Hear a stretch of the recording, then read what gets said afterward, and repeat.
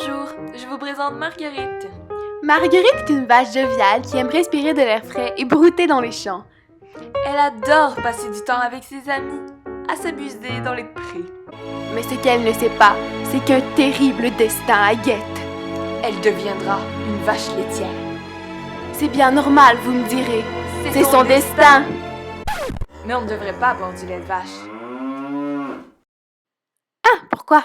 Parce que c'est cruel, non essentiel et mauvais pour la santé. Pour commencer, nous sommes portés à croire par une logique commune qu'une vache laitière produit du lait sans être enceinte. Pourtant, comme tout mammifère, la vache donne du lait seulement lorsqu'elle a un petit. Comment se fait-il alors qu'elle donne aujourd'hui du lait à l'année? Eh bien, ces pauvres mamans se font violer et surexploiter. Elles se font mettre enceinte de force par la main humaine ou par machinerie, puis dès l'accouchement, on leur enlève leur enfant. Sachez qu'à chaque fois que vous buvez du lait de vache, vous volez le repas d'un veau qui en mourra. Les mères traumatisées par la perte de leur veau sont envoyées se faire féconder à nouveau. Les veaux mâles sont alors vendus aux enchères. Les plus chanceux finiront dans notre assiette et les autres se feront violer dans le but de récolter leur sperme. Ce sperme servira à féconder les femelles qui, elles, dès leur enfance, sont destinées à suivre la route de leur mère jusqu'à ce qu'elles s'effondrent, épuisées, et qu'elles aussi, on les mange. Le scientifique John Wester estime que l'effort épuisant fourni quotidiennement par une vache laitière équivaut à une course de 6 à 8 heures par jour pour un humain. Pas étonnant qu'après 5 ans, elles sont envoyées à l'abattoir. En effet, 40% de la viande bovine provient de la production laitière. Donc si vous êtes végétarien et que vous consommez du lait, vous contribuez aussi à cette abomination. En plus d'être intoxiquées aux médicaments, les vaches subissent de nombreux maux. Leur hyperproductivité cause l'apparition de plaies sur leur pie. Ces plaies regorgent de pus qui se retrouvent par effet même dans ce que vous buvez. Mais ne vous inquiétez pas, car bien entendu, le pus dans notre lait respecte un certain pourcentage autorisé. Ce taux est de 400 000 cellules somatiques par millilitre. Car bien sûr, les producteurs laitiers ne nous parlent pas de pus, mais de cellules somatiques. Ça a l'air beaucoup moins effrayant. En bref, on voit le résultat des problèmes psychologiques et physiques de ces pauvres bêtes.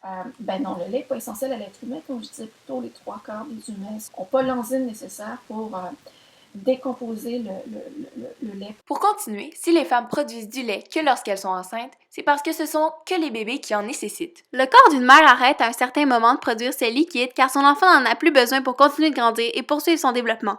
Les veaux, tout comme nos bébés, ont besoin des nutriments que contient le lait maternisé. Pourtant, ils n'en jouissent pas puisque nous leur en privons en les consommant pour eux. Nous privons ces êtres vivants de leur nourriture. Pourquoi? Pour absolument rien, étant donné que le lait de vache n'est pas utile à l'être humain. Dès un très jeune âge, nous n'avons plus besoin de boire cette boisson, et même si ce n'était pas le cas, les enfants humains ne sont pas les bébés des vaches. Par conséquent, ils n'ont pas besoin du même lait, c'est normal. En effet, aucune étude ne prouve réellement les bienfaits des produits laitiers. Toutes celles qui en vantent les mérites sont en fait financées par les industries laitières. C'est pour cela qu'après 3 ans, 80% des êtres humains n'arrivent pas à assimiler ce rafraîchissement. Les porcelets boivent du lait produit par les truies, les chatons par les chattes, les chiots par les chiennes et les humains par les vaches. Est-ce normal? Je ne crois pas. Le lait devrait être bu par les bébés vaches et non par nous. Pour terminer, les messages publicitaires financés par l'industrie laitière nous encouragent à boire du lait pour ses bienfaits. Ils tentent de nous convaincre qu'il est bon pour nos os. Pourtant, les dernières études de l'Organisation mondiale de la santé ont dû admettre que c'était l'inverse qui se produisait. Il faut savoir que le lait et ses dérivés sont acidifiants, c'est-à-dire qu'ils ont la propriété de transformer en acide. En grande quantité, ceci a pour conséquence de déminéraliser les os et peut, par le fait même, causer l'ostéoporose. Le lait de vache convient aux veaux, qui prennent des dizaines de kilos en quelques mois et pèsent près d'une demi-tonne à l'âge de 2 ans. Il est donc saturé en gras et en cholestérol. En d'autres mots, en boire contribue à l'obésité. La consommation de graisse animale augmente l'apparition de certaines maladies neurodégénératives. Donc étroitement, se désaltérer avec ce breuvage accroît les risques de développer l'Alzheimer, le Parkinson et même la sclérose en plaques.